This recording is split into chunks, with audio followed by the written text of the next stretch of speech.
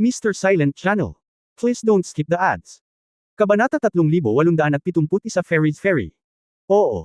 Selos. Ang lakas ng pananampalataya ng selos. Ang kaunting kagalakan na nawala na lang si Delphi. Nakalimutan pa nga nila na sa kanyang kaharian, magagamit ni Jeros ang pinakamabilis na bilis para pakilusan ang kapangyarihan ng pananampalataya ng hindi mabilang na mga tao. Tulad ng lahat ng uri ng enerhiya, ang kapangyarihan ng paniniwala ay isa ring natatanging enerhiya sa limang tay. Ang pananampalataya, ang ganitong uri ng kapangyarihan, ay ilusyon sa mata ng mga ordinaryong tao. Gayunpaman, ang espiritual na pinuno sa mga practitioner ay maaaring gawing isang malakas na puwersa para sa kanyang sarili. Siyempre, ang pinakamalaking paggamit ng kapangyarihan ng pananampalataya ay quantitative change, at mahirap sabihin na makakamit nito ang qualitative change. Ngunit para sa kasalukuyang Jeros, sapat na ang quantitative change. Sa isang iglap, muling lumutang si Jeros mula sa malalim na dagat, at lahat ng sugat sa kanyang katawan ay naghilom na. Haha, napakadelikado, ang haring ito ay halos nakalimutan, at ang kapangyarihan ng pananampalataya ay hindi pa naibalik. Sinabi ni Jerosel, Feng Xiaotian, maaari mong dalhin ang iyong detachment of women at magpatuloy sa pag-atake sa haring ito. Ngunit natatakot ako na kapag pinatay mo ang haring ito, ang walang katapusang dagat, ay naging madugong dagat na. Haha, sa oras na ito, ang hindi mabilang na mga demonyong dagat na nahawahan ng dugo ng kordero ay naging labis na mabangis, nagsimulang manggulo sa lahat ng direksyon. Nakikinita na pagkatapos ng parami ng paraming diablo sa dagat ay kontrolado, kung gaano karaming kapahamakan ang kanilang dadalhin sa buong sansinukob. Pinili ng matandang Diyos ng Underworld ang lugar na ito bilang isang pambihirang tagumpay, at halatang maingat itong inayos. Galit na umirap si Feng Xiaotian, isang Thunder Dragon na si Zhu Ying, agad na lumapit kay Jeros. Halos sumabog ang ulap ng langit sa harapan ni Jeros. Ngunit si Jeros ay handa ng mahabang panahon, at ang kanyang katawan ay puno ng kapangyarihan ng pananampalataya, at ang kanyang napakalaking cultivation base ay hamarang sa karamihan ng pinsala. Sa sandaling itinaas ni Feng Xiaotian ang kanyang kamay, muling sumalakay si Long Xiao Jiushan, ngunit binago ni Jeros ang kanyang katawan at hinaranggan ang pinsala sa kanyang hindi kritikal na galame. Sumisid ito, at muling pumasok ang katawan nito sa malalim na dagat. Walang silbi. Haha! Sa walang katapusang dagat, ang haring ito ang Panginoon ng lahat. Ang boses ni Jeros ay nagmula sa bawat lugar ng dagat, umaalingaw sa kalangitan. Galit na galit si Delphi kaya napaiyak siya, peke. Hindi mo karapat-dapat gamitin ang kapangyarihan ng pananampalataya. Taksil Delphi, dahil hindi mo binibigyan ng haring ito ng kapangyarihan ng pananampalataya, hindi ka karapat-dapat na manatili sa walang katapusang dagat. Ang hukbo ng diablo ng dagat, mabilis na alisin ang Delphi at ang malalim na si Dragon na ito ng magkasama. Sa utos ni Jeros, ang hukbo ng demonyo ng dagat ay ganap na ibinaling ang sibat nito patungo sa dalawang general ng demonyo. Delphi, alis na tayo, napakatanga para harapin ang hari ng selos sa walang katapusang dagat. Ibibigay ba natin ang ating kaharian at hayaan ang hindi mabilang na mga demonyong dagat na patuloy na gamitin at nalinlang ng pekeng ito? Kung hindi, si Feng Xiaotian ng Yutian Shenlang ay walang magawa, ano ang magagawa natin? Tanong ni Yemengard. Napakagatlabi si Delphi, hindi siya nakipagkasundo. Kapatid na Xiaotian, napakasama para sa atin na mag-away ng ganito, sabi ni Qingqing. Sa tubig, ako at si Fenger ay hindi makakapaglaro ng husto, at ang pinsala ay hindi sapat, sabi ni Xiaokang na nakapaut ang bibig. Ako at si Xiaoli lang ang hindi kayang bayaran, sabi din ni Binger. Hoy, nag-iigib ng gamit sa tubig anong pagpipigil, wala ka bang punto sa puso mo ano ka ba? Nag-aalangan pa. Hindi nasisiyahang sabi ni Xiaolei. Mabigat ang mukha ni Feng Xiaotian, talaga. Kailangan bang gawin ang hakbang na ito? Alam namin na napakahirap para sa iyo, at labis din kaming kinakabahan, ngunit wala kaming oras. Si Feng Xiaotian, isang lalaking malalaki, ay maaaring yumuko at mag-inat. Si Xiaokang ay gumawa ng isang kumpas ng kamao. Hanggat ay drag natin ang sea monster na ito palabas ng karagatan, malulutas natin ito. Ito ang tanging paraan para manalo sa maikling panahon, pagsusuri ni Binger. Kuya Xiaotian, halika na. Sigaw ni Qingqing. Si Feng Xiaotian ay tila isang malakas na tao, malapit nang magsimula sa larangan ng digmaan ng mortal na kamatayan, na may mapusok na ekspresyon sa kanyang mukha. Dahil sa eksenang ito, nakita ito ni Delphi at Yemenga, at muli silang nataranta. Ngunit sa sumunod na segundo, tuwid ang kanilang mga mata.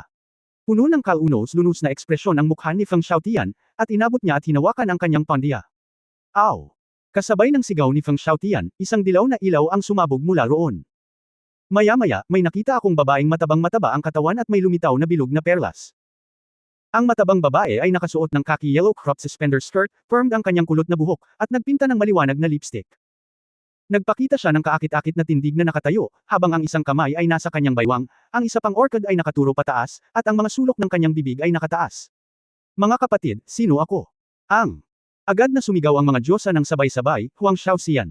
Sinong diwata? Ang. Tanong ulit ng matabang babae. Mga diwata ng mga diwata. Ang. Sigaw ng mga diyosa. Oh hehe. Tinakpan ng matabang babae ang bibig at tumawa ng soprano. Huminga siya ng halik kay Feng Xiaotian. Xiaotian, gusto kong mamatay para sa kapatid ko. Pagkatapos magpakasal, ayoko nang makipaglaro sa kapatid ko. Maliit na unconscionable. Kahit sa estado ng Yutian Shenlang, naramdaman ni Feng Xiaotian na ang kanyang mga binti ay nanghihina at nanginginig pa. Nasa ere na ang Delphi at Yemengade. Itong Feng Xiaotian. Ano ba ito? Huang. Sister Huang, tapos na ang mga linya, pwede na ba tayong magsimula? Seryoso si Feng Xiaotian, ngunit medyo nanginginig ang kanyang mga mata. Tignan mo, nagmamadali ka, kalalabas mo lang, hindi ka ba nagsasalita ng kaunti? Hindi. Hindi yun ang ibig kong sabihin, ang ibig kong sabihin. Ha.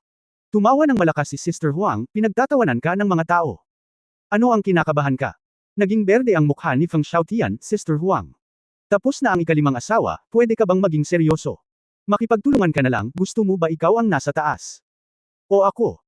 Nagngagat ang ngipin ni Feng Xiaotian at kailangang sabihin, umakyat ka, bababa ako, natigilan sina Delphi at Yemenga, itong 2 taong ito, ano ang akyat baba nila? Ano ang gagawin nila? Bago pa nila ito maisip, nakita nilang lahat sina Feng Xiaotian at Big Sister Huang ay naglalabas ng super high strength earth power. Si Qing Qing ang namamahala sa pagbawi, habang ang iba pang mga diyosa ay namamahala sa pagbabantay. Kaagad na sumunod, sina Feng Xiaotian at Sister Huang, halos magkasabay, Wan Tian Xing Yin. Sinamahan ng kapangyarihan ng lupa, mabilis silang kumalat sa 2 direksyon ng walang katapusang dagat. Cosmic space, hindi inaasahang gumawa ng ang mga alon sa mga bilog, ang hindi mabilang na mga asteroid na lumulutang sa kawalan, ay baliw na umaanod patungo sa walang katapusang dagat. Ang mas nakakagulat ay ang sunod-sunod na katawa-tawang malalaking pinto ng kalawakan ay bumukas sa ere. Ito ba? Nagpakita ng maliwanag na liwanag ang mga mata ni Yemengja, 7 kapigatian ng asol na dragon. 10,000 langit ng mga bituin. 7 kapigatian. Hindi ba si Feng Xiaotian ay 6 na kapigatian? Sa ganitong estado, maaari kang makakuha ng 1 bilyon ng kapangyarihan ng dragon, at ginamit niya ito upang pilitin ang paglipat na ito. Bulalas ng Yemengade, ngunit kahit na, nang walang matinding pagsasanay, at walang sapat na talento, hindi mo ito magagawa. At, hinayaan niya ang kanyang clone na magkaroon din ng ganitong uri ng kapangyarihan. Ito ang pinaka-nakakatakot. Magtatanong sana si Delphi, ano ang epekto nitong si Wan Tian Xing Yin. Ngunit mabilis nitong nalaman na hindi na kailangang magtanong. Nakita ko na sa daan-daang malalaking gate ng kalawakan, sunod-sunod na lumitaw ang mga planeta. Ang mga planetang ito na may iba't ibang kulay at puno ng iba't ibang mineral ay direktang nakaharap sa magkabilang panig ng walang katapusang dagat, at ang mga bituin ay bumabagsak. Ang marilag na star shower ay bumagsak sa malalim na dagat. Gaano man kalalim ang walang katapusang dagat, isang supercontinent ang lilito kaagad pagkatapos ma-reclaim ng napakaraming daan-daang planeta. Chapter 3872 gusto ko rin magtanong. Kahit talented si Jelos, sobrang lakas ng katawan niya. Ngunit dahil naiipit sa daan-daang mga planeta, may ilang mga dakilang diyosa na nagbabantay ng malapitan, at maaari lamang nilang aminin ito, at walang pagkakataong makatakas. Hindi ako nagkakamali. Walang katapusang dagat, may lupa. Natigilan si Delphi, talagang lumikha si Feng Xiaotian ng bagong mundo kasama si Tianxing. Upang gawin ito, sa katunayan, karamihan sa mga madiskarteng powerhouse ay magagawa ito. Ang susi ay hindi ito ginamit ni Feng Xiaotian sa daan-daan o libu-libong taon, ngunit sa maikling panahon lamang. Ito ba ang kapangyarihan ng bloodline ng dragon? Bulong ni Delphi. Hindi, ang Shenlang bloodline ay makapangyarihan, ngunit si Feng Xiaotian ang naglalaro nito. Sinabi ni Yemengade ng may damdamin, minamaliit nating lahat ang numero 1 powerhouse na ito ng dating Kyushu.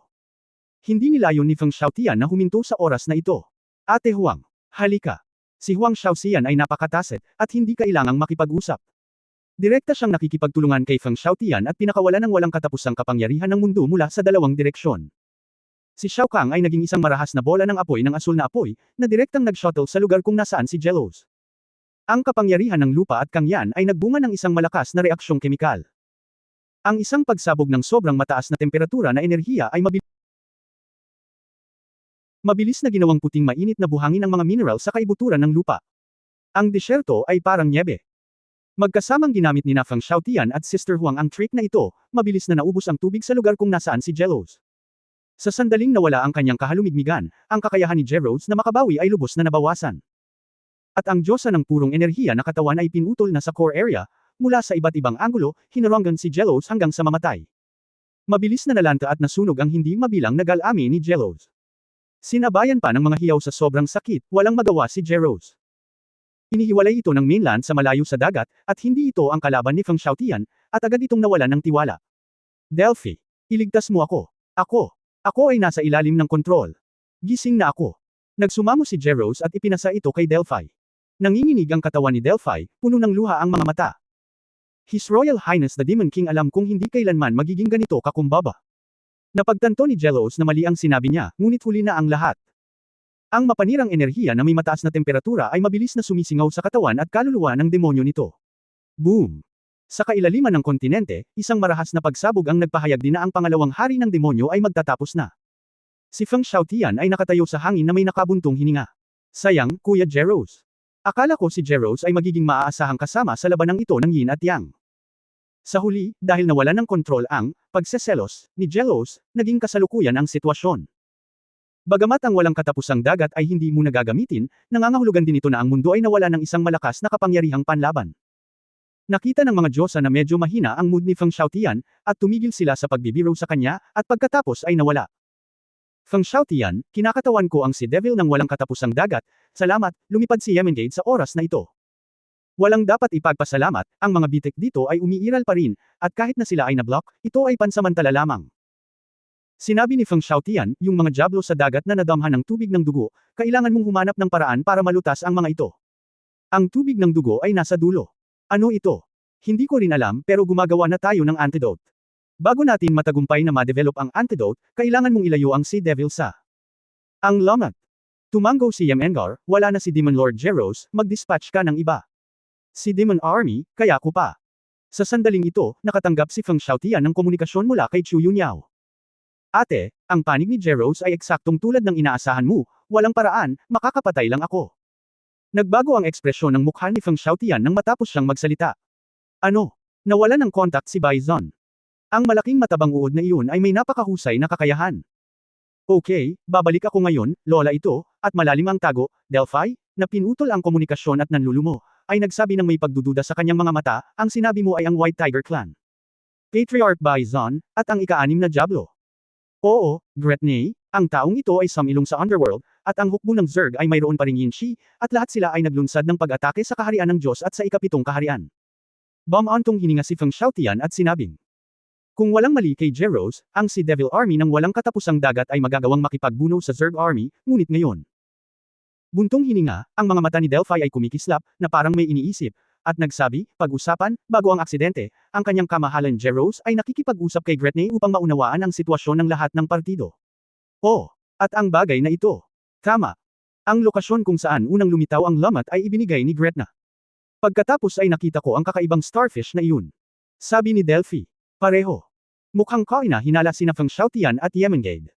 Hindi ba posible na ang seryeng ito ay idinisenyo ni Gretna para sa mga taong nasa underworld? Si Delphi ay mukhang madilim sa galit. Damn old mother bug. Ginamit nito ang impormasyong mayroon ito para malaman ang kanyang kamahalan Jeros. Siyempre, si Jelos mismo ay natalo sa selos, na isang dahilan. Ngunit ang maselang pag-aayos ni Gretney ay talagang susi sa hakbang-hakbang. Elder Feng Xiaotian, bagamat wala na ang pangalawang hari ng demonyo, nandoon pa rin ang hukbo ng demonyong dagat. Umiiral. Ang natitirang mga general ng demonyo sa atin ay susumpa na ipaghihiganti ang kanyang kataas-taasang hari ng demonyo. Huwag maging impulsive, mawala ang Demon King, dapat ma-demoralize ang Sea Devil Army mo, hindi ka nga si Gretel Nicole, kung bigla kang umatake, itatapon mo lang ang sarili mo sa bitag. Kinagat ni Delphi ang kanyang mga ngipin at sinabing, gusto mo bang lunukan natin ang ating mga boses? Napakamot ng ulo si Feng Xiaotian, babalik ako at tanungin ang hipag na si Yunyao, maaaring may paraan siya para makaganti ka. Ang ika-5 kaharian, malapit sa siwang ng Dragon Cave. Ate, nakuha ko lang ang impormasyon na ang ika-7 kaharian at ang kaharian ng mga Diyos ay sinalakay ng hukbo ng Zerg. Ang kaharian ng Aragon ay halos bumagsak, ngunit biglang lumitaw ang isang pares ng napakalakas na monghe, pansamantalang hinaharangan ang pag-agos ng mga insekto. Pumunta si Siegfried sa likod ni Fafner at iniulat ang sitwasyon. Nasaan si Tartarus? Malumanay na tanong ni Fafner habang binuklat ang libro. Hindi ko alam sa ngayon, ngunit ang ika-7 kaharian ay may mayaman na karanasan sa pakikipaglaban sa Zerg, at ito ay napakalapit sa alyansa ng tao. Ito ang bayan ng Abyss Witch, kaya hindi dapat ito maging problema. Kumunot ang noo ni Siegfried at nagsabi, ngunit si Jeros ay pinatay ni Feng Xiaotian. Kumislap ang mga kuko ng dragon ni Fafner, at ang kanya. Nanlalaki ang mga mata, bakit? Mukhang nahulog si Jeros sa bitag ni Gretna at kontrolado ng isang underworld life. Pinuntahan ito ni Feng Xiaotian upang patayin pagkatapos matanggap ang impormasyon.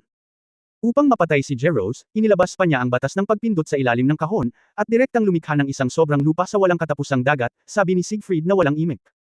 Napaisip sandali si Fafner, sinabi ba sa iyo ng Yemen Guard? Oo, dapat tumpak ang balita. Hindi ito nang ahas na makipag-ugnayan sa amin ng madali, ngunit ngayon ay si Jeros ang namatay, kaya't naglakas loob itong makipag-ugnayan sa amin ng napakabilis. Kami, sabi ni Siegfried. Ang matandang magnanakaw na dragon na si Gerd, ang piraso ng chess na ito, ay talagang kapakipakinabang, ungol ni Fafner. Ate, sinasamantala na ngayon ni Gretne ang underworld para mag-higanti. Tayo ba ang susunod na target? Nag-aalala si Siegfried. Humikab si Fafner, huwag mo akong tanungin, may mga tao nang dumating sa pinto ng personal, at gusto kong magtanong. Natigilan sandali si Siegfried, at pagkatapos ay nalaman na ang isang sandworm na katulad ng isang bato ay nagmula sa isang bato. Sa tahi, na-drill out. Kabanata 3873 upang mabuhay. Gretne. Paano ito magiging posible? Nasuri ko na ito. Mukhang hindi mapakali si Siegfried, iniisip na sapat na ang pagtatanggol sa Dragon Valley, ngunit sa hindi inaasahang pagkakataon, nakapasok pa rin ang Zerg. Kapatid ko, hindi ito dahil sa iyong mahinang pagsisiyasat, ngunit dahil ang mga itlog ay nakabaon na sa kaibuturan ng Dragon Valley. Bahagyang tumapik ang dalawang daliri ng dragon ni Fafner sa kanyang harapan, mukhang matagal na ang larong ito ng chess bago ang pagkakatatag ng Demon Dragon Clan, nandoon na ang Insect Mother. Junior Fafner, talagang hinahangaan ko ito. Narinig ng hindi napapansing sandworm ang boses ni Gretne. Illusory Dragon Fafner, ang haring ito ay palaging hinahangaan ka, kasama ng mga gang ng mga sakam na multo at mga bastos na dragon, ikaw ang pinaka-espesyal. Ngumisi si Fafner, bakit mo nasabi iyan? Maaari kang gumawa ng pinakamatinong desisyon sa ngayon, para lang dito, hindi ko alam kung ilang beses na mas malakas kaysa sa Gerd na iyon. Ang ina ng mga insekto ay nangangahulugan na ako ay palaging neutral at walang hilig sa lupa. Oo, sabi ni Gretelny, kung gusto mong sumama, dapat nahulaan mo ang aking pinanggalingan. Oo naman, miyembro ba ng Underworld ang iyong kamahalan? Pinaikit ni Fafner ang kanyang mga mata. Sinabi ni Gretne, ang ina ng haring ito ay ang lumikha ng Protoss, si Lord Caesar, na nagpapanatili sa haring ito sa mundo para sa araw na ito. Fafner, ang iyong mga dragon ay likas na lumalaban sa madilim na enerhiya.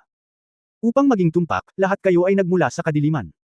Ang Yangjan ay kabilang sa Shenlong Clan, ngunit hanggat ang Yangjan ay umiiral, ang iyong Demon Dragon Clan ay maaari lamang yumuko ang kanilang mga ulo. Ano ang kasalukuyang sitwasyon ng Yin at Yang, dapat ay may alam ka tungkol dito, ang Yangjan failure ay sandali lamang.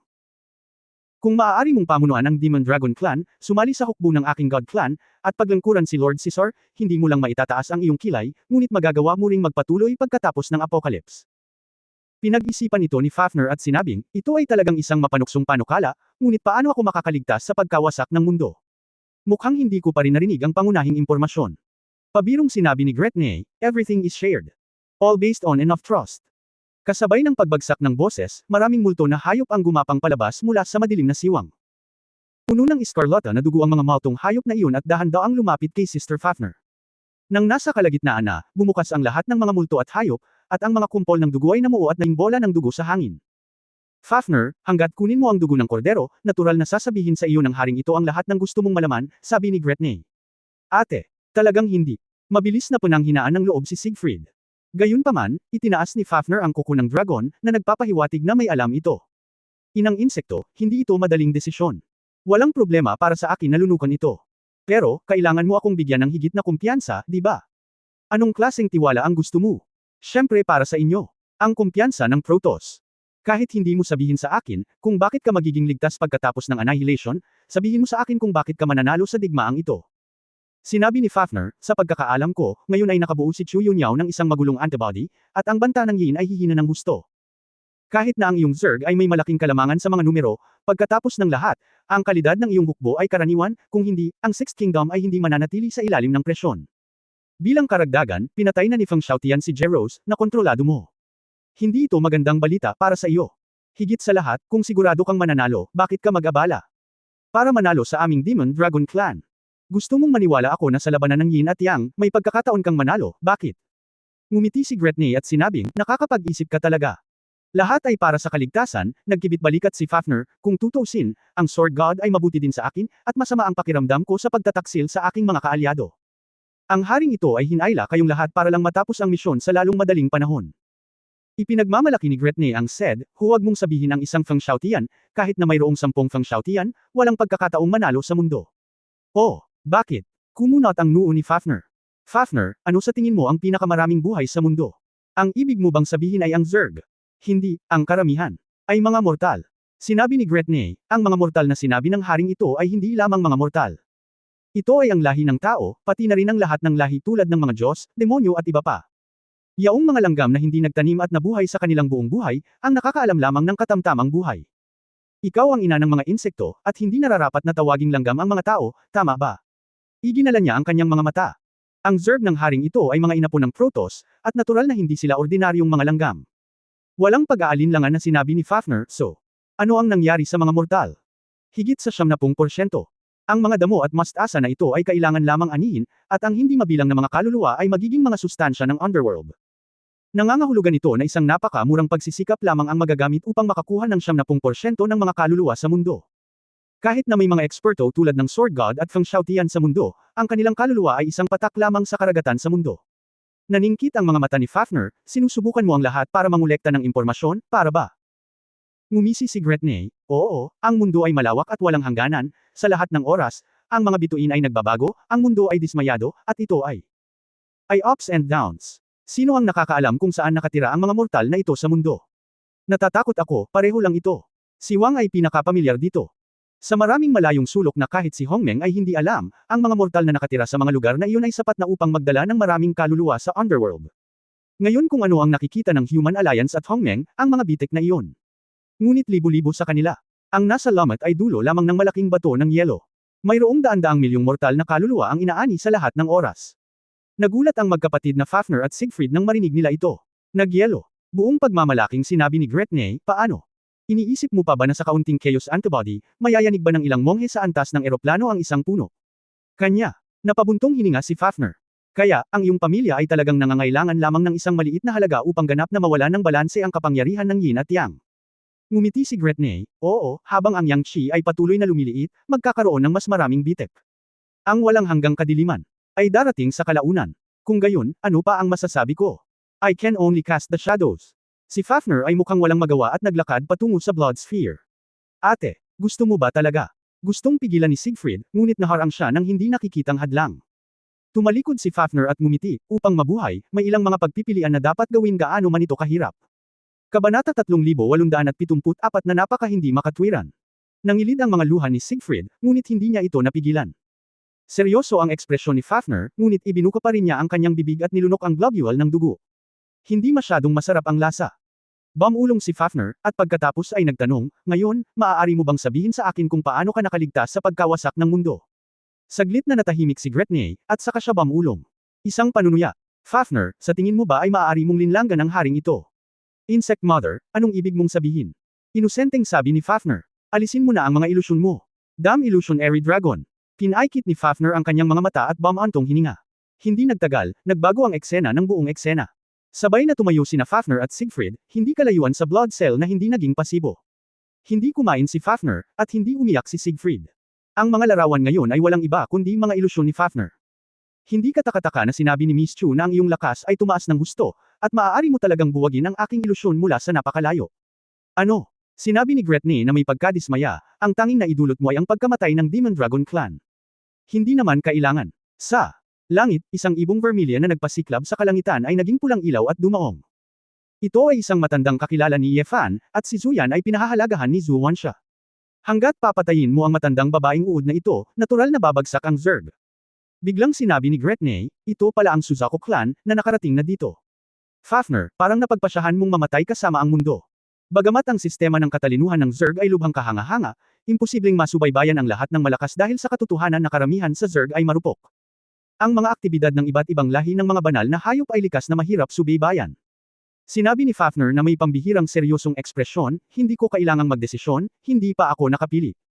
Nagtataka ako sa katotohanan ng sitwasyon, ngunit hindi ito nangangahulugan na ipagkakanulo ko ang Diyos ng Espada. Maging lingkod ka sa Sword God. Mas mabuti pa ba kaysa magkubli sa Protoss ko? Stupid. Malamig na ngumuso si Gretne. Ikaw ang tanga. Naiinis na sinabi ni Fafner, hindi kami pinilit ng Diyos ng Espada na sumuko, itinuring niya kami bilang mga kaalyado at binigyan kami ng dignidad ng mga kapatid, at binigyan mo kami ng kasuklam-suklam na Blood Sphere. Sa sandaling bumagsak ang boses, may naisip si Fafner, at tuwirang sumisingaw ang dugo ng kordero. Natawa si Gretne sa galit, maging ang patriarch ng White Tiger Clan ay naging tiyan ng hari at pagkaing inchik, maaari kang pumunta at subukan, maaari mo bang patayin ang haring ito? Gayunpaman, ang saligan ay maaari mong mahanap ang haring ito. Nakakadiri ang tawa mo. Dapat mong pasabugan. Nagmura si Fafner, at direktang sumabog ang sandworm. Matapos huminahon, nag-aalalang sinabi ni Siegfried, Sister, Elder Zuyan, si Patriarch Baizon ba talaga ang pinatay ni Gretna? Dahil sa kapangyarihan ng Underworld, nabawi ni Gretne ang kalakasan nito, at hindi siya mananalo ng ganoon kadali. Zuyan daw. Ang kailangan nating gawin ngayon ay sabihin kay Miss Chu ang impormasyon sa lalong madaling panahon at magbalangkas ng karagdagang plano ng labanan, sabi ni Fafner. Okay, Ms. Fafner, pagkatapos ay babalik ako sa aking buhay, sabi ni Zuyan. Sa sandaling ito, nakatanggap si Siegfried ng ilang balita at mukhang nabigla. Ate, nagpadala ang mundo ng Greenwich ng emergency na impormasyon, at biglang lumitaw ang hukbo ng Zerg. Matagal nang naghihintay ang matandang babaeng uod na ito, at dumating ito ng napakabilis. Kumunot ang noo ni Fafner. Kailangan mo ba akong gumawa ng isang bagay? Ang banal na apoy ng aking Suzaku clan ay ang kaaway ng Zerg, sabi ni Zuyan. Elder Zuyan, ito ay tiyak na dahil ang Suzaku Shenwo ay ang kaaway ng lahi ng Zerg, kaya dapat itong gamitin sa talam. Ang Fifth Kingdom, pinuprotektahan ng Demon Dragon Clan natin ang ating sarili. Masyadong mahalaga ang combat power ng Suzaku Clan. Dapat bumalik ka muna at makinig sa arrangement ni Miss Chu. Well, sincere na sabi ni Fafner. Ang mga mata ni Zuyan ay nagpakita ng paghanga, hindi ko inaasahan na ang bagong hinirang na Demon Dragon Lord ay napakalalim at matuwid, hindi nakakagulat na irekomende ka ni Lord Sword God. Marahil talagang naimpluwensyahan ito ng Sword God, ang aking matandang kapatid na babae. Ay tiyak na pakakawalan ka.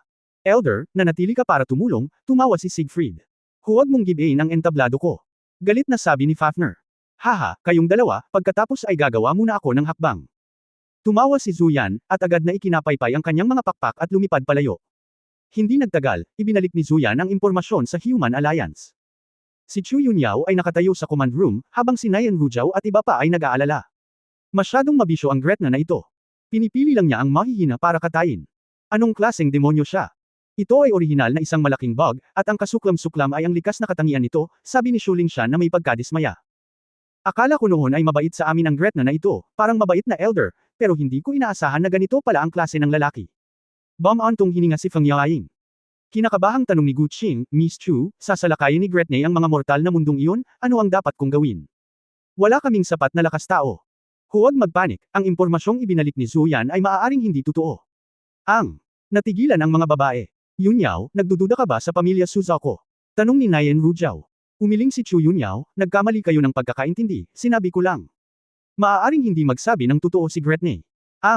Nagkatinginan ng mga babae. Una sa lahat, dahil mapapawalang bisa ni Gretna ang ilusyon ni Fafner, dapat may reserbasyon siya. Ang pangunahing layunin nito ay payagan si Fafner na makontrol. Bago talaga makontrol si Fafner, hindi ito magtitiwala si Fafner. Pinag-isipan ito ni Chu Yunyao at sinabing, kaya, sa palagay ko, ang mga salita ni Gretne ay medyo mababa ang kredibilidad. Ngunit sa palagay ko ay makatuwiran, kahit sa Kyushu, ang mortal na base ay napakalaki. Para sa mga magsasaka, kung papatayin ng Zerg ang lahat ng mga mortal, ang Underworld ay talagang mananalo. Sabi ni Shu Lingshan. Tama, ngunit ang kasalukuyang kalakaran ng Zerg ay napakasalungat sa mga salita nito. Sinuri ni Chu Yunyao, kung talagang katulad ng sinabi ni Gretne, ako iyon, at hindi ko kailangang sundin ang batas.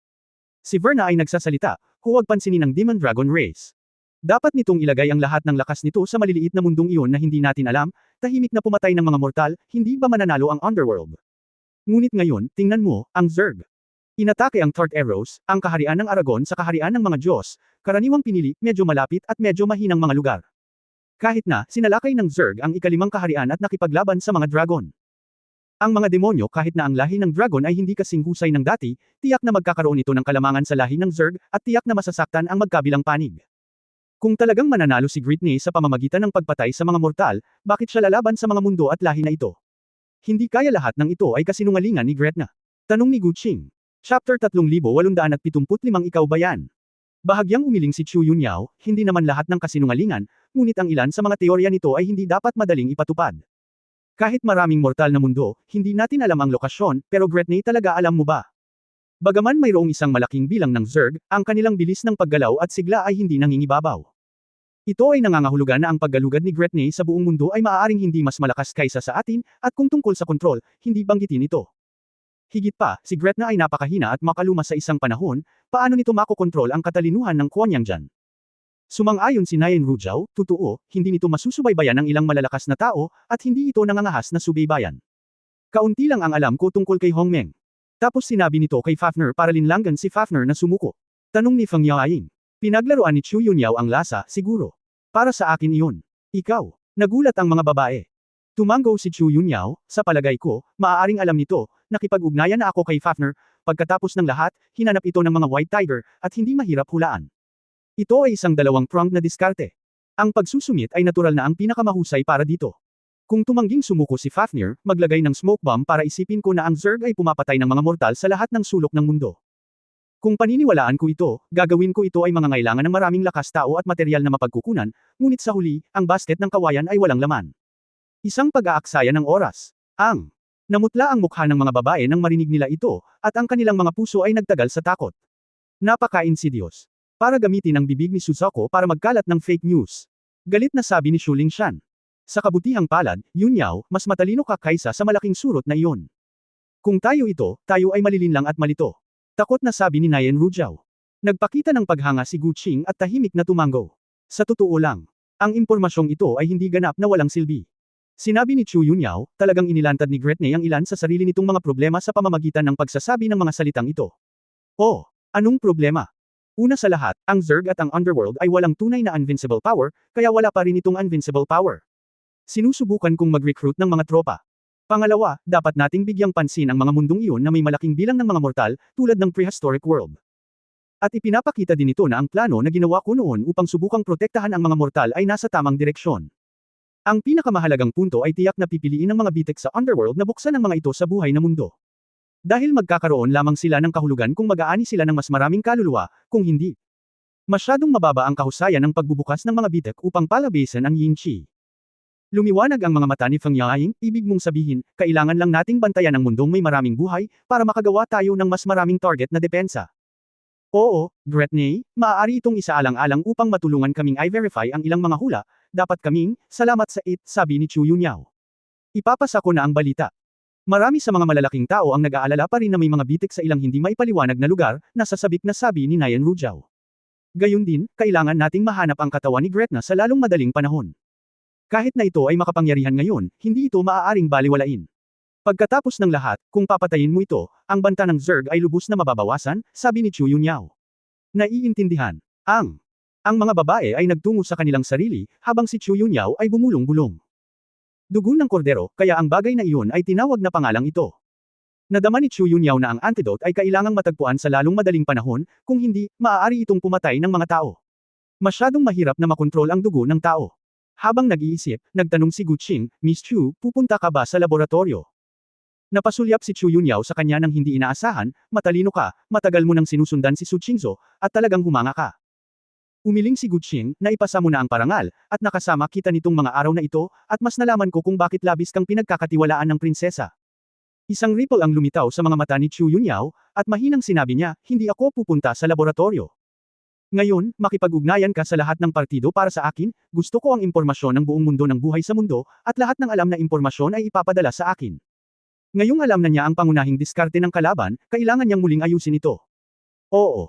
Tulad ng aalis na si Gu Qing, biglang may naisip si Chu Yunyao. Sandali. Lumingon si Gu Qing at naguguluhan na nagtanong, ano pa ang sasabihin ni Miss Chu? Buhay, mortal. Sumimangot si Chu Yunyao at bumulong saglit, pagkatapos ay biglang kinilig at nagtanong, Din Emperor now where is it? Nagtataka si Gu Qing, hindi ko rin alam, dapat ay gumagalaw siya sa lahat ng oras, gamit ang batas para ma-accommodate ang mga tao ng Kyushu, tama ba? Sa puntong ito, biglang may naisip si Gu Qing, at ang kanyang magandang mukha ay nagulat. Kung ang pangunahing layunin ng Underworld ay pumatay ng maraming sibilyan hanggat maaari. Pagkatapos ay babalik ang emperador sa isang tao, at gagamit ng dalawang mundo upang maglaman ng hindi mabilang na mga mortal. Nangangahulugan din ito na kung mapatay mo si Dai Zegui, maaari kang mag-ani ng hindi mabilang na mga hindi makatarungang kaluluwa sa isang iglap. Ang santuaryo ni Emperor Ziggy ay maaaring maging isang lugar ng libingan sa isang kisap mata. Magandang intensyon, ngunit ginawa ang pinakamasamang bagay. Oops! Si Chu Yunyao ay abala sa paggamit ng aparato ng komunikasyon, sinusubukang kontakan si Di Ziggy, ngunit walang tugon. Shinger, magmadali at makipag-ugnayan kay Zhuguang upang mahanap ang posisyon ng emperador sa lalong madaling panahon. Okay. Walang pakialam si Chu Yunyao sa ibang mga bagay, at personal na tumakbo sa command center para maghanap ng mga pahiwatig tungkol sa pagbabalik ng emperador. Kasabay nito, ang Beiming sa Kyushu. Sa pagitan ng dagat at kalangitan, ang ilang yinchi ay naanod palayo, unti-unting nagdulot ng paglitaw ng mga mutant na halimaw sa dagat. Dama-dami na rin ang bilang ng mga dead sea creature. Sa isang napakalaking isla sa Hilaga, milyon-milyong mga katutubo na orihinal na nababalisa ay nagudyok sa isang tagapagligtas. Bilang dean ng Kyushu College, alam ni Emperor Ziggy na may academy din dito, kaya naisip niya ang lugar na ito. Nang makitang personal na dumating si Sanju, nagpasalamat ang mga residente at sunod-sunod na iniimpake ang mga kinakailangang bagay at pumasok sa mundo ni Emperor Ziggy. Ngunit habang hinihintay ang huling grupo ng mga residente, biglang naramdaman ni Ziggy na may tinutumbok siya. Kaagad pagkatapos, mula sa tubig ng dagat, isang malaking bilang ng mga makukulay na bulate sa dagat ang lumutang. Kinilala ni Emperor Ziggy na ang ganitong uri ng uod sa dagat ay lubhang nakakalason, ngunit sa pangkalahatan ay umiiral lamang sa ilalim ng dagat at hindi lalabas sa ibabaw. Maliban kung bang bang bang. Maraming pagsabog, sunod-sunod, ang mga sea worm ay naglabas ng marahas na kulay na makamandag na gas. Nang makita ito, ang emperador ay mabilis na naglabas ng isang kalasag upang protektahan ang mga residente ng mga islang ito. Bagamat walang problema sa ngayon, alam ni Ziggy na masamang manatili. Huwag kang magayos, umalis ka sa akin dali. Hindi angkop na manatili dito ng mahabang panahon.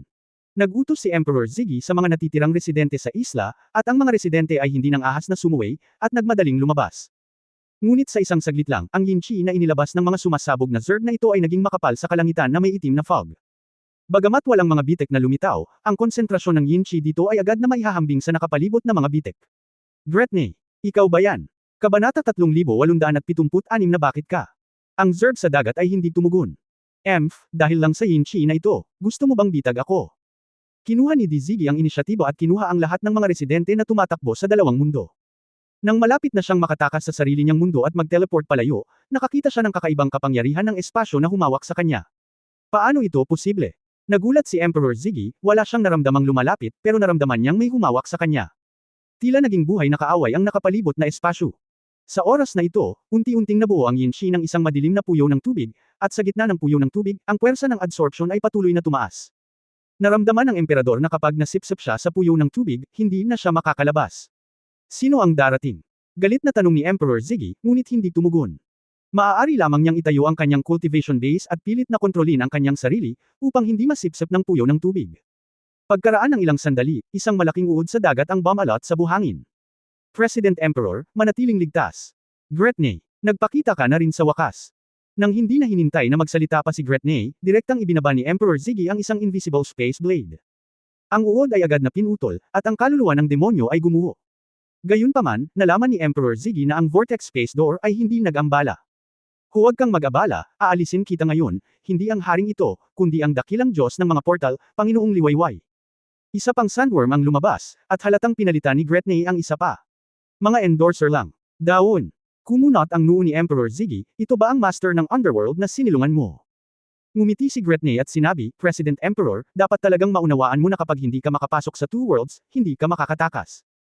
Ang pag-unawa ni Lord Don sa kalawakan at ang kanyang kaalaman sa teleportasyon, hindi mo maisip ito. Mula sa sandaling ito ay ipinanganak, ito ay ang Diyos ng mga portal, at lahat ng mga tulay ay kinokontrol nito. Kung hindi ito nagmula sa underworld, wala ka ng laban ngayon. Ang pagkakataon. Sinabi ni Ziggy ng masama, dahil hindi ka makakarating sa mundo mula sa underworld, nangangahulugan ito na ang kakayahang magbukas ng pinto ay hindi masyadong maganda. Hehe, Dean, huwag ka nang mag-delay ng oras, magsalita ka dali. Gretne daw, ang koneksyon sa labas ng mundo ay pinutol ni Lord Don. Walang nakakaalam na nandito ka, at walang tutulong sa iyo. Ngayon, dalawang paraan na lang ang natitira para sa iyo. Una, ibigay mo ang lahat ng mga taong pinapasok mo, at hahayaan ka naming mabuhay. Pangalawa, dadalhin ka ni Lord Daon sa Juyuan. Hindi ko alam, hanggang kailan ka mabubuhay doon. Si Yan, agad na naintindihan ang pakay ni Gretna, at mas naging malamig ang tono, asa ka lang, gusto mo bang takutin itong Dean? Isang malakas na shockwave ng space power ang sumabog mula sa Daizegui. Ang kapangyarihan ng pagsira at pagsira sa buong isla ay direktang winasak ang buong isla sa lupa. Ang lahat ng zerg sa dalampasigan at sa dagat ay nasira ng kapangyarihang ito. Pero kahit ganun, nakatayo pa rin ang dark energy vortex ni Dawn. Sinubukan ni Emperor Ziggy na hilahin ang distansya, ngunit ang Yinchi ay patuloy na ipinapadala mula sa lahat ng direksyon, at ang kapangyarihan at saklaw ng puyo ng tubig ay patuloy na tumaas. President Emperor, ang haring ito ay napakalinaw tungkol sa iyong lakas. Dahil ang lakas ng loob mong gumawa ng isang hakbang, natural kang kumpiyansa.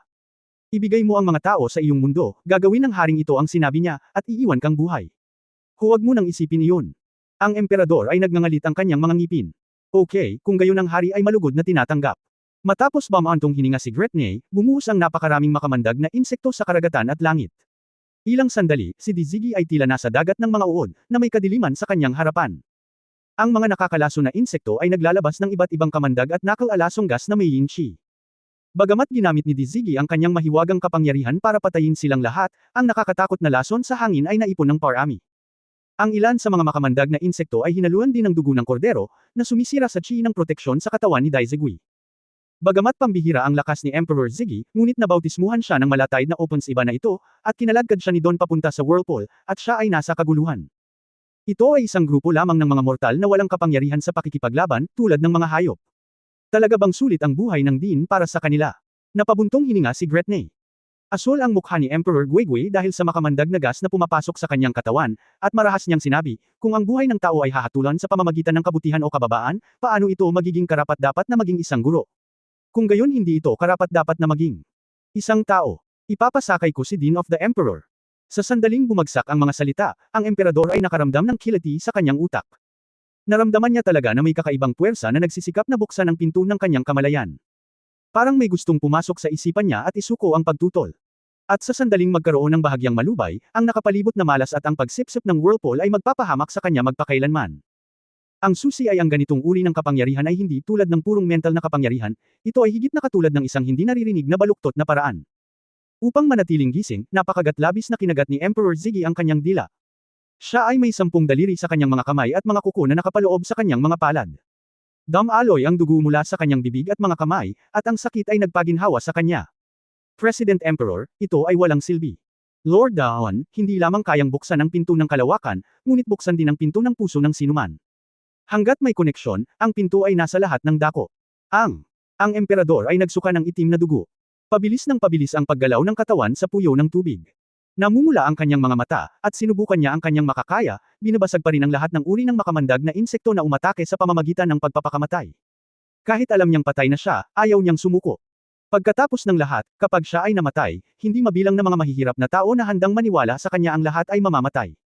Nagsisi siya na hindi niya dapat walang muwang na protektahan ang mga taong ito ng maaga.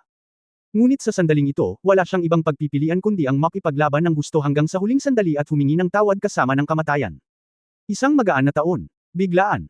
Sinamahan ng isang sinag ng asul gintong liwanag na bumaba mula sa langit at bumabalot sa lugar na ito, ang bilis ng emperador na bumalik sa puyo ng tubig ay biglang naging napakabagal. Tianzhuo. Ang napuno ng asul na apoy ang kalangitan, hindi mabilang na mga lahi ng Zerg ang nasunog, at ang malaking bilang ng yin chi ay naalis din. Xingmo Kixingzo. Ang 7 malalaking matayog na sinaunang puno ay naging kurtina ng liwanag, na nakapalibot kay Emperor Ziggy, at mabilis na pinagaling siya. Isang mabagsik na lalaki na nakasuot ng itim na damit na may pattern ng dragon ang bumasag sa madilim na ulap at dumaong sa larangan ng digmaan. Ye Shuangguang. Mukhang nagulat si Emperor Ziggy nang makita niya ang taong paparating. Ito ang unang pagkakataon mula nang makilala ko ang lalaking ito na tinatawag ang kanyang sarili na Xuanlong Emperor, napakasaya na makita ang taong ito. Halatang hindi naisip ni Gretne, bakit ikaw? Ang intelligence network nito ay hindi nagulat na narito si Ye Shuangguang, ibig sabihin ay napakabilis ni Ye Shuangguang at nakarating dito nang may katumpakan. Matagal na bang nadibunk ang plano nito? Imposible. Kung gayon, bakit kailangang patuloy na kumukuha ng mga sibilyan si Emperador Ziggy sa Anman? Kabanata 3877 mababa ang tingin ko sa iyo. Hindi lang ikaw Zerg, may intelligence network, hindi mas mababa sa iyo ang kakayahan ng aking Shenlang clan, pagmamalaki ni Ye Shuangguang. May naisip agad si Gretne, bulaklak ba o bulaklak? Mukhang marami kang tinitiktik na tao. Isang malamig na boses ng babae ang nagmula sa kailaliman ng dagat. Ang isang malaking bilang ng mga marine aquatic na halaman ay naging malakas na purple-black whips at sumabog sa dagat. Ang mabibigat na letigo ng damong dagat na ito ay walang awa na tumawid sa dagat, dinurog at binasag ang mga Zerg na iyon sa napakaraming dami. Kaagad na sumunod, ang malalaking puting bulaklak na tumutubo mula sa ilalim ng dagat ay namumulaklak sa tubig sa lahat ng direksyon. Matapos mabilis na masipsip ng mga petals ang init sa hangin, sumabog sila sa madilim na puyo ng tubig sa hangin, na nagsabog ng mga sinag ng enerhiya sa araw.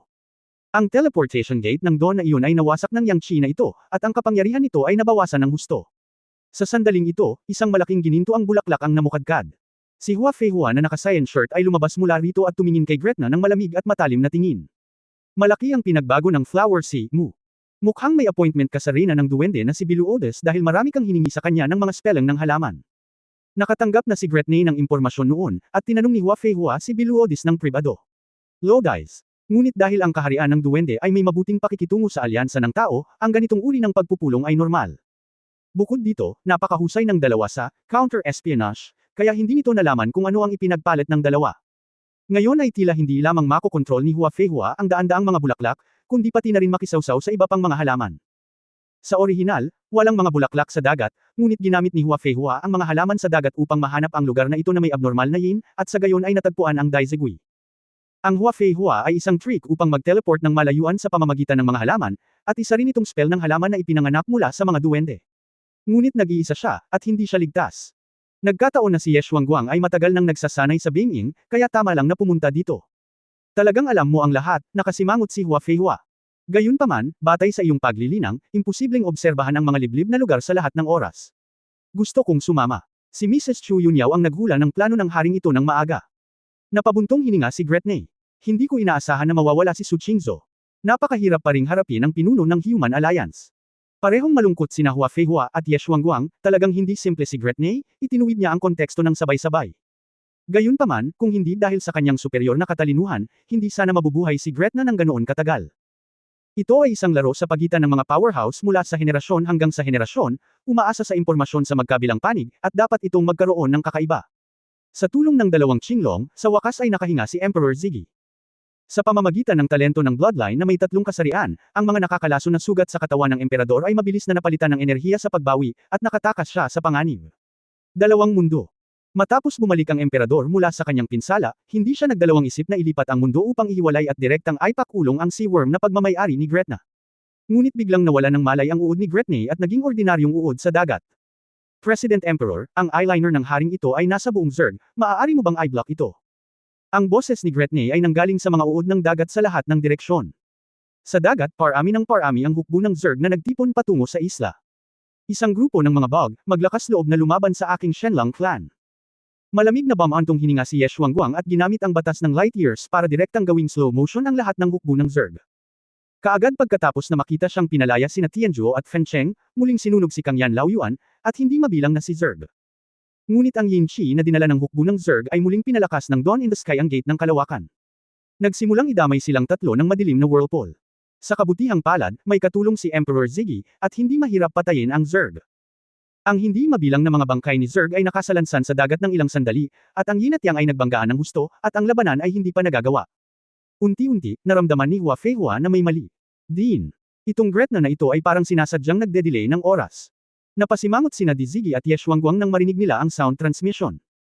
Medyo nakaramdam din sila ng kakaiba na bagamat nagbabanta ang pag-atake ni Gretne at Dawn, hindi ito nakamamatay.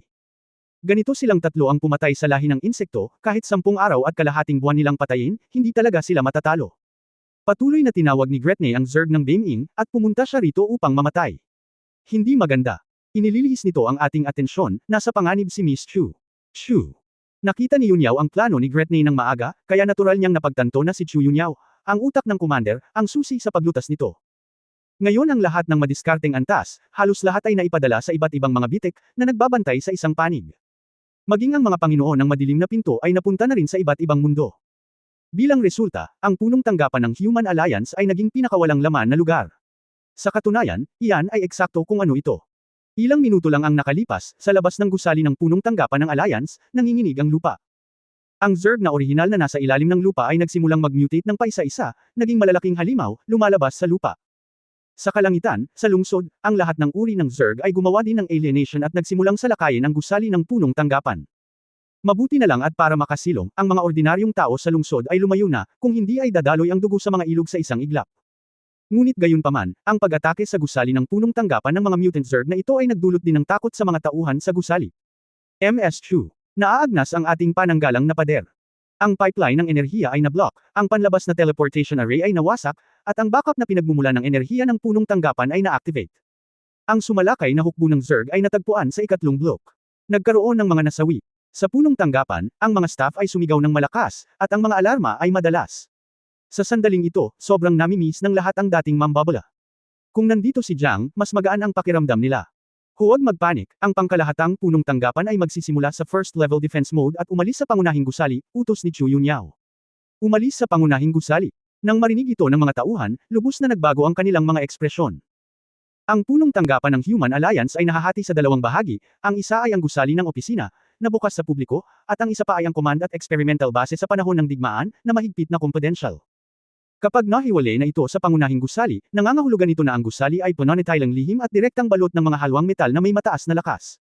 Sa ganitong paraan, katumbas ito ng pagbibigay ng mga tao sa gusali ng opisina sa itaas na palapag at hindi pagbibigay sa kanila ng pagkakataong bumaba at sumilong.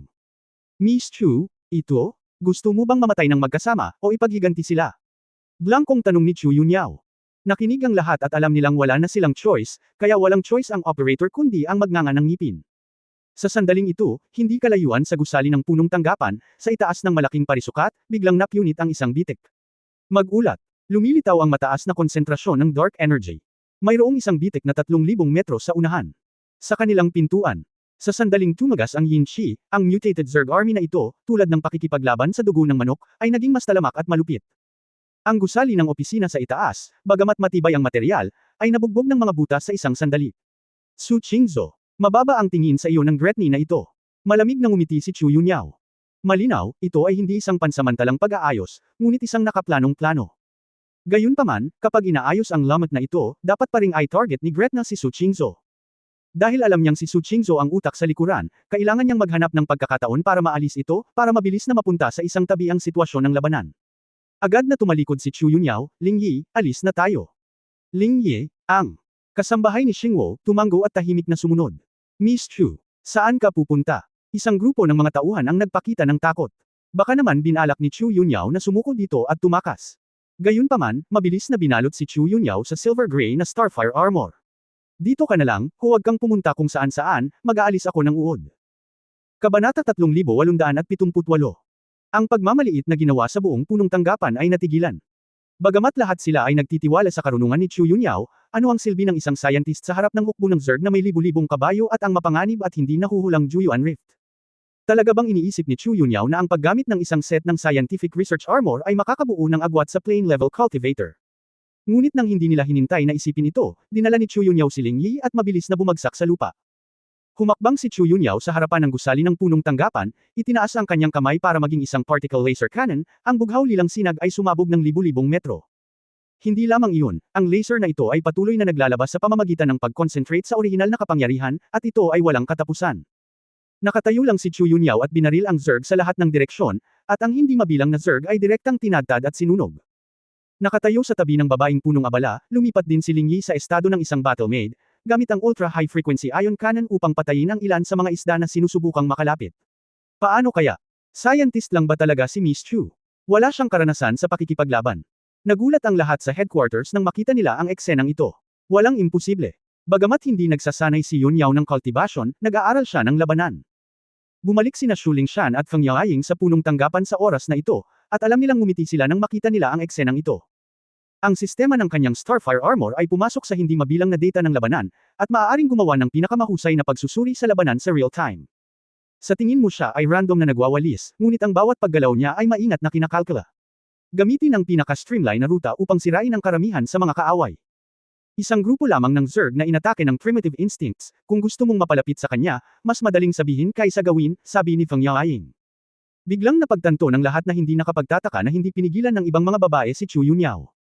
Di nagtagal, pagkatapos linisin ni Chu Yunyao ang isang malaking bilang ng maliit na Zerg, nagsimula siyang magpakawala ng mga particle cannon sa paligid.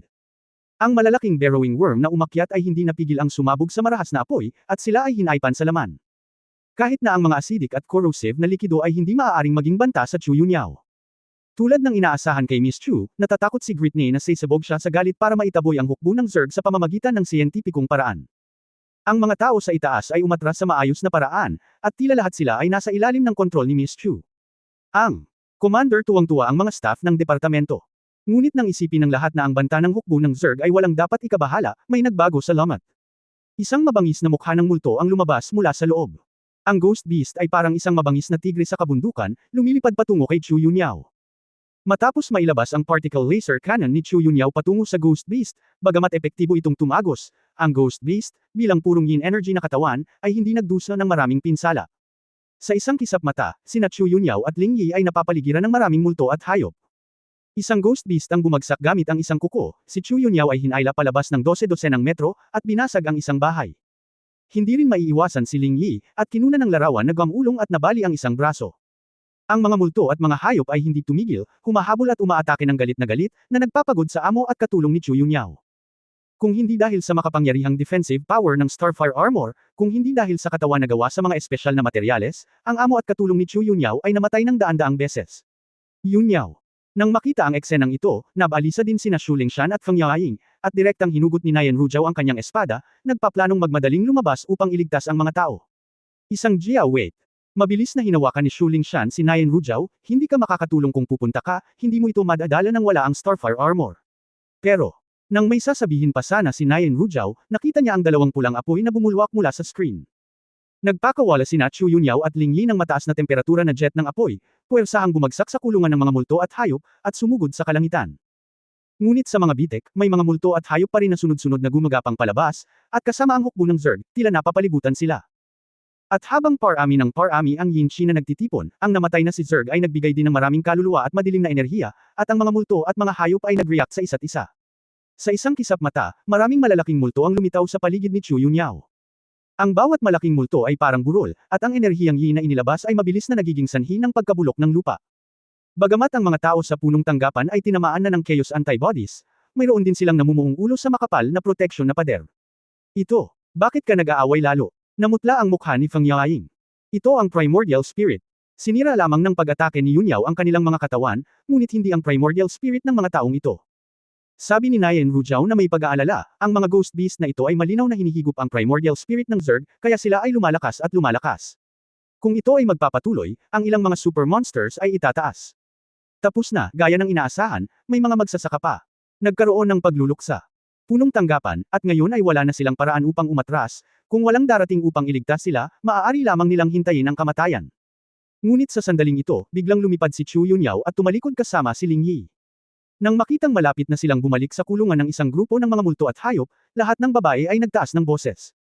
Ano ang gustong gawin ni Chu Yunyao? Gusto mo bang mamatay ang isda at masira ang lambat? Habang ang lahat ay nagpipigil ng hininga, higit sa 100 bowl-eyeds ang nahulog sa kalangitan. Kinaladkad ang isang mahabang bughaw puting buntot ng kometa, 100 malalaking piraso ng metal na nababalot ng napakataas na temperatura na enerhiya, na dumaong ng malakas.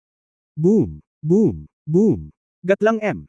Sa tunog ng isang malakas na pagbagsak, higit sa 100 malalaking kahon ng metal ang nabasag sa lupa. Sa wakas nandito na. Nakahinga ng maluwag si Chu Yunyao, at agad na nag-utos, Star Vault Armor Brigade, ay activate ang Annihilation Mode. Sumusunod. Ang pagtuturo, ang 13 malalaking metal na kahon ay naglabas ng mga paikat-ikot sa buong katawan. Puting ilaw. Ang metal na, flanging, ay tumunog sa lahat ng dako, at isang asul-puting gintong meka na puno ng mga estetika ng labanan ay bumangon ng buong pagmamalaki. Ito, ano ito? Napatulala na naman ang mga tao sa headquarters, hindi pa sila nakakita ng ganitong klase ng armas. Ito ba ang bagong meka ni Yunyao? Ngunit hindi nito nire-resolba ang pangunahing problema. Kung hindi ka cultivator, paano mo masisira ang primordial spirit ng mga aswang at hayop na ito? Sino ang nagsabing? Ang pagpatay sa primordial spirit ay magagawa lamang sa pamamagitan ng cultivation. Dumating ang boses ni Chu Yunyao sa command room mula sa communicator. Natigilan ang mga babae, may ibang paraan pa ba? Sa sandaling ito, sinindihan ng mga meka na ito ang 6 na asul na mata ng laser sa kanilang mga ulo, at biglang sumabog ang isang aura ng pagpatay ng militar at militar. Di nagtagal, isa-isang ibinaba mula sa mga binti at likod ng mga meka na ito ang malalaking at payat na matingkad na pilak na mga kutsilyo, malalapad na espada, at mahahabang sibat. Pagkatapos ng sinimulan ng Star Vault Mecha Warrior ang anti-gravity flight, iniwagayway niya ang malaking talam sa kanyang kamay ng direkta sa malalaking multong iyon. Kasing bilis ng isang sulyap, ang pag-atake ng mecha ay parang sirang kawayan, at ito ay parang walang katulad na master na nakaranas ng daan-daang laban. Gayunpaman, ang pinakanagulat sa lahat ay ang epekto. Umuungol. Sinamahan ng ayaw na pagsigaw ng mga multo at hayop, ang mga malalaking multo na ito ay talagang pinutol mula sa kanilang mga primordial spirit, at ang kanilang mental na kapangyarihan ay mabilis na bumagsak. Nadama ng lahat sa punong tanggapan na mabilis na nawala ang presyon ng sakit ng ulo, at natuklasan nilang lahat ito. Paano? Madudurog ng mecha ang primordial spirit. Bulalas ni Nayan Rujiao. Dapat mong malaman na ang lakas ng mga primordial spirit ng malalaking multo na ito ay hindi mas mahina kaysa sa ilang open heaven cultivator, o mas mahina pa sa ilan sa kanila. Ang mga Star Vault Mecha Warriors na ito ni Chu Yunyao ay pinabagsak lang ang kaalaman ng agham sa mundo ng paglilinang. Hindi ako naniniwala sa anumang ethereal na kaluluwa. Ang tinatawag na kaluluwa, primordial spirit, spiritual power. Lahat ay maipaliwanag sa siyentipikong paraan. Pagkatapos ng aking pananaliksik, ang pangunahing sangkap ng mga bagay na ito ay isang uri din ng butil, na tinatawag kong spiritual na anak. Hanggat maaari mong matuklasan ang espiritual na anak at makabisado ang mga katangian nito, maaari mo itong i-target. Noong nakaraan, ang Diyos ng batas mekanikal, si Moxon, ay aktwal na nakikisali sa mga bagay na ito, at ngayon ay napatunayan ko na ang pagkakaroon nito. Ang aking The Stardome Mecha ay nilagyan ng mga sandata ng Spirit Concussion, gaano man kalakas ang Primordial Spirit, hanggat malakas ang Spirit Concussion, maaari pa rin itong sirain. Walang pakialam si Chu Yunyao, at sinabi sa lahat ang dahilan ay, kung tutuusin, marami siyang sinaliksik na bagay na maaaring hindi maintindihan ng iba. Sa katunayan, ang lahat ay natulala, at naramdaman na ang mundo sa mga mata ni Chu Yunyao ay ganap na naiiba sa kanilang konsepto. Kabanata 3879 ang kapangyarihan ng kasinungalingan. Ang paghanga sa puso ng lahat ay lampas na sa salita sa oras na ito. Gayunpaman, bilang kasali sa partido, nagpakita si Chu Yunyao ng pahiwatig ng panghihinayang. Ito ay orihinal na ginamit upang harapin si Hongmeng, ngunit hindi ko inaasahan. Ang unang opisyal na pagpapakita ay naantala ng napakatagal, bumantong hininga si Chu Yunyao. Walang imak ang lahat sa headquarters. Kung talagang ginamit ang malalaking tao sa larangan ng digmaan ng Hongmeng. Tinatayang mabubugbog din ang mga monghe ng Hongmeng. Sa orihinal, ang material na Starfire ay may kakayahang magdepensa laban sa kalangitan, at ngayon kahit na ang espiritual na kapangyarihan at ang primordial na espiritu ay maaaring pigilan, ito ay isang kaaway lamang ng magsasaka. Maliban kung sisirain ng ganap na kapangyarihan ang mga mecha na ito, sino ang makakaligtas sa paglaslas ng mga mabibigat na sandata ng espiritu na iyon? Sa oras na ito, ang malalaking multo sa eksena ay dinurog na ng Stardome Mechas. Kahit na ang mga multo at hayop ay patuloy na magpapakita sa bitik na iyon, walang bagyo. Hipag, ayos ka lang ba? Isang malakas na boses ang dumating, si Feng Xiaotian ang bumalik mula sa walang katapusang dagat, at matagal na itong natapos. Nang makitang lumitaw si Feng Xiaotian, ang bato sa puso ng lahat ay tuluyan ng bumagsak. Ayos lang ako, anong nangyari sa walang katapusang dagat? Tanong ni Chu Yunyao. Hoy, hindi mailigtas si Jeros, ngunit naresolba na ito. Nagdadala si Delphi ng ilan pang mga demonyong general upang ituwid ang hukbo ng demonyo sa dagat. Napakamot ng ulo si Feng Xiaotian at nagtanong, Sister-in-law, alam mo ba kung paano hanapin ito? Paano si Gretny? Nagawa ko nang mag-imbestiga si Zhubu Xiang, ngunit wala pang balita. Pagkatapos ng lahat, si Gretna ay may malakas na intelligence network, at hindi madaling hanapin ito. Bumantong hininga si Chu Yunyao, gayon din, kung ito ay talagang mula sa kampo ng Underworld, si Bao Baki ay direktang pumasok sa Juyuan, at wala na sa mundo. Narinig ito ni Feng Xiaotian, na may gusot na hitsura sa kanyang mukha, hindi ka sigurado sa aking hipag. Ito ay gulo. Bakit, nagmamadali ka? Papatayin mo si Gretna. Kumunat ang noo ni Chu Yunyao. Mapait na ngumiti si Feng Xiaotian, hindi ako, si Delphi ang gustong maghiganti kay Jeros, kaya narito ako para magtanong.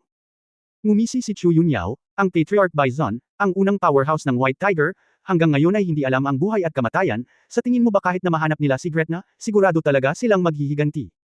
Kahit na magtagumpay sila sa huli, ilang demonyo ang kailangan nilang isakripisyo. Bagaman si Gretna ay isang insect mother, maaaring may pagkakataon na patayin siya. Napakagandang epekto, ngunit ilang tao ang papatayin ng Zerg kapag nahanap nila ito at napatay. Walang magawang sinabi ni Feng Xiaotian, Sister-in-law, huwag kang magalit, itatanong ko lang. Sabihin mo sa kanila, para patayin si Gretna, dapat ay lubos kang nakatitiyak na isang suntok ang papatay sa iyo, kung hindi, mag-aaksaya ka ng oras. Habang mayroon ka pang oras at lakas, protektahan ang buhay sa lupa na maaaring ilipat. Sa bawat segundong naantala sila, mawawala sila. Maaaring libu-libong demonyo ang napatay. Huwag masiraan ng isip. Masungit na sabi ni Chu Yunyao. Seryoso ang mukha ni Feng Xiaotian, at napagtanto niyang nagkamali siya, at matigas na sinabi, tama si sister-in-law, ngayon na talaga ang paghihiganti, sasabihin ko na sa kanila ngayon. Pressure. Sa oras na ito, nakatanggap ang tagapagbalita ng mensahe mula kay Gu Qing, na nagsasabing ito ay ang pamilya mula sa Honghuang, at dumating ang impormasyon.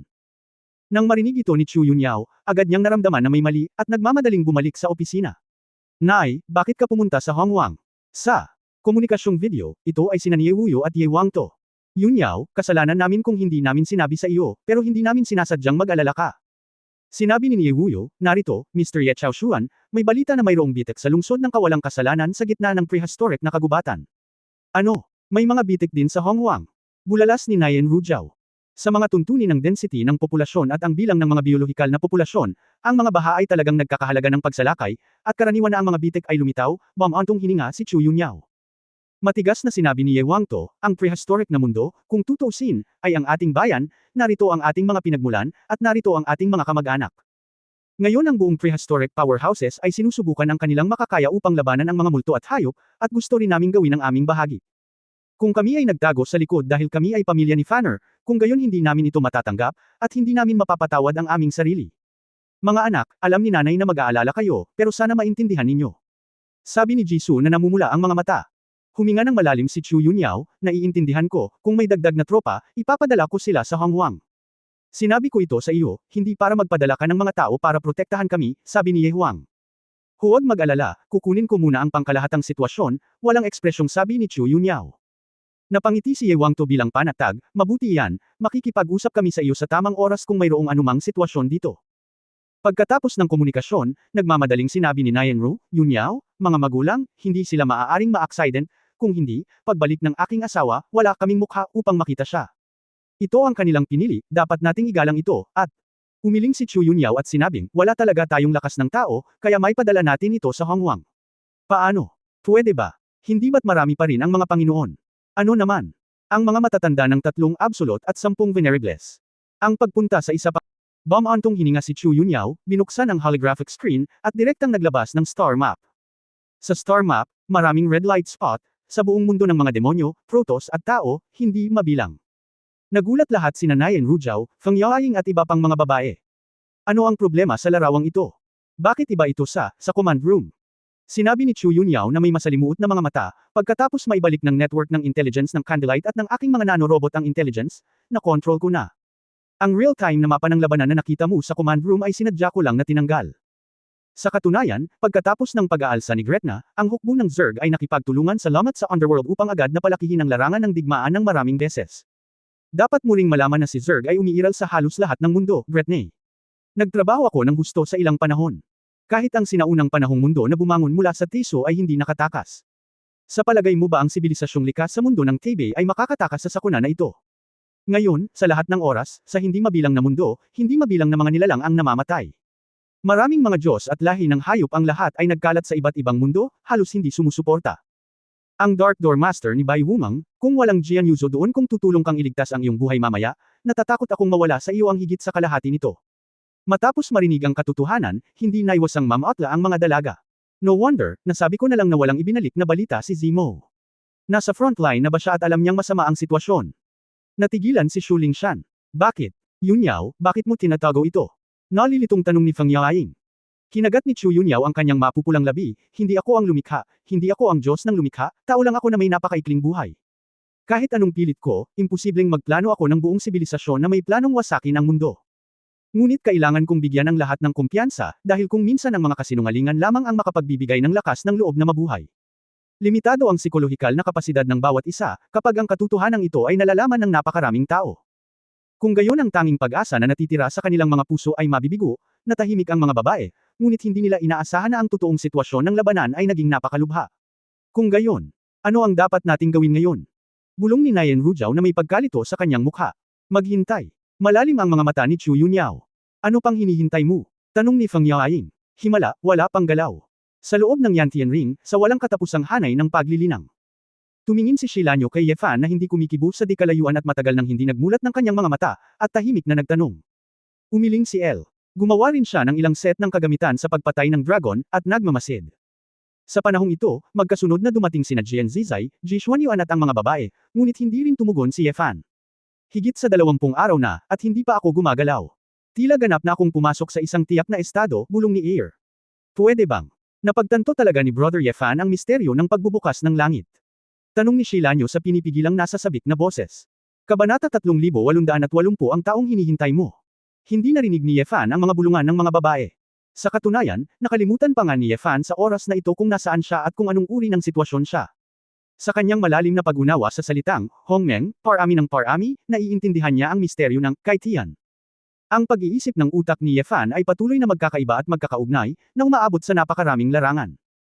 Kaya't natagpuan niya na ang kanyang makapangyarihang primordial spirit, na pinagsama ang kaluluwa ng dragon at ang espiritu ng espada, ay hindi sapat. Sa kabutihang palad, mayroon siyang libu-libong espiritual na katawan, tulad ng patuloy na paglalagay ng mga baterya, na nagbibigay ng tuloy-tuloy na daloy ng espiritual na kapangyarihan. Ngunit kahit na ganoon, nalaman ni Ye Fan na ang espiritual na kapangyarihan ay naubos ng napakabilis. Maaari lamang niyang isara ang kanyang pangunawa at tumutok sa kanyang sariling pangunawa. Ang ugat ng lahat ng ito ay hindi niya alam, lubos na nalalaman ang isang problema. Upang ganap na baguhin ang mundo, kahit na una ay tunay na maunawaan ang mundo. Ang isang tao, mula pagkabata hanggang sa pagtanda, ay nakatira lamang sa isang nayon. Gaano man kaalam at mahusay na pagbabasa ang taong ito, imposible para sa kanya na tunay na maunawaan kung paano ang malaking lungsod sa labas at sa labas ng mundo. Ang mga tao sa lupa ay madalas na nag-iisip ng isang universo sa limitasyon. Kung tungkol sa universo, imposibleng talagang isipin ito, at kahit na kung ano ang universo, walang sinuman ang makapagpaliwanag nito. Para kay Yefan, naranasan niya ang lupa, ang eroplano ng Taiji, ang Teisu, ang Taishi, at pagkatapos ay nakita niya ang pagkakaroon ng eroplano ng Taiji. Sa daan, ginalugad niya ang mga bituin, Black Hole, Kyushu at Hongmeng, lahat ng langit at 10,000 mundo, gumagala sa 8 wastelands. Pagkatapos, bumaba siya sa Juyuan, pumasok sa Yinkao, at nakipag-ugnayan pa sa mga sibilisasyon maliban sa 5 mundong ito. Sa pagbabalik tanaw, maraming mga nakaraang pangyayari at maraming alaala ang talagang malabo at tila walang halaga. Gayunpaman, kung walang step-by-step na akumulasyon, kung walang kapantay, na pananaw at pagmamasid, hindi mabubuo ni Yefan ang kasalukuyang pananaw sa mundo. Marahil, kahit na ang ilan sa mga pinakamakapangyarihang tao na ipinanganak sa Taishi ay hindi naiintindihan ng watay gayon din si Yefan, isang binata. Kasing lakas ni Jane Zizai, maaaring hindi maisip kung ano ang Tai Chi at Tai Su. Sa halip na personal na karanasan, ang personal na karanasan ay magdudulot ng problema cognitive bias. Para siyang bulag na humahawak sa elepante, kahit paano niya ito hawakan, hindi ito kasing tumpak ng nakikita ng sarili niyang mga mata. Sa proseso ng paglaki, nakinig din si Yefan sa mga turo ng maraming tao, ngunit sa paglipas ng panahon, nalaman niyang mali ang pangunawa ng maraming tao. Kung tumahimik si Yefan, mananatili siya sa kadiliman sa natitirang bahagi ng kanyang buhay. Hindi naman sa nagsinungaling ang iba sa kanya, pero hindi talaga naiintindihan ng iba. Gayunpaman, ang kasalukuyang Yefan ay naperpekto ang buong pananaw sa mundo ng watay ng hakbang-hakbang. Kaya nga, hindi maintindihan ng iba ang salitang hungming, hindi dahil sa kawalan nila ng cultivation, kundi dahil sa kawalan nila ng pangunawa sa buong watay. Wala akong sapat na kaalaman sa mundo. At maswerte akong magsimula sa eroplano ng Taiji ng hakbang-hakbang, at mayroong uswang nagag-abay sa akin at hamarang sa mga hadlang. Ang oras din, ang kapalaran, ang matandang foodie ay nag-aayos ng hakbang-hakbang, tila may layunin ito. Ang napakalaking espiritual na kapangyarihan ni Yefan ay kumakalat ng husto. Ngunit hindi para makita ang mga tao at mga bagay sa paligid, kundi ang buong mundo ng watay. Ang kanyang kamalayan ay lumipad na palabas ng Yantian Ring, kumalat sa Mingquan, at tumagos sa Juyuan. Nakita niya ang Panginoon ng Hongmeng na may iba't ibang panuntunan, at nakita ang kakaiba at walang hangganang lawak ng eroplano ng Taishi. Sa simula, hindi mabilang na mga black hole ang nakatago dito, at hindi mabilang na mga eroplano ng Teisu ang nakapalibot dito. Teisu, Taiji, hindi mabilang na mga eroplano at mundo, sa paglikha at pagkabigo, sa lahat ng oras, ang mga bituin ay nagbabago. Hindi sapat. Hindi sapat. Naramdaman ni Yefan na ang ikalimang asawa ay mayroon pa ring lugar na hindi niya nakita. Dapat niyang gawin ang lahat para tuklasin ang lugar na iyon bago niya tunay na maunawaan ang mundo. Tanging sa masusing pag-unawa lamang niya mapipigilan ang yin at yang na sakuna. Sa pagtingin sa misteryosong lugar na nakatago sa likod ng mga eksena, nag-aalab si Yefan sa pagkabalisa. Ngunit alam niya na hindi siya maaaring tumigil, hindi maaaring umatras. Sa sandaling itigil mo ang iyong sarili, ang lahat ay nasa kapalaran na nais na pumasok sa kasalukuyang estado. Pakiramdam, walang pamantayan para sa kaliwanagan, ito ay panandaliang pakiramdam. Paanong bibitawan ni Yefan ang estado na sa wakas ay pinasok niya? Walang kamalay-malay, si Yefan ay likas na nagsimulang maghiwa-hiwalay. Ang mga primordial spirit, isa-isa, ay nagsimulang maghiwa-hiwalay na parang baliw. Sa isang napakalaking dami ng lakas ng pag-iisip, nagsimula siyang sumabog ng kanyang kamalayan ng mas wild. Ang kamalayan ni Yefan ay tulad ng hindi mabilang na mga agos ng kuryente, na dumadaan sa mga circuito ng 5 mundo, patuloy na nagliliwanag sa kadiliman sa unahan.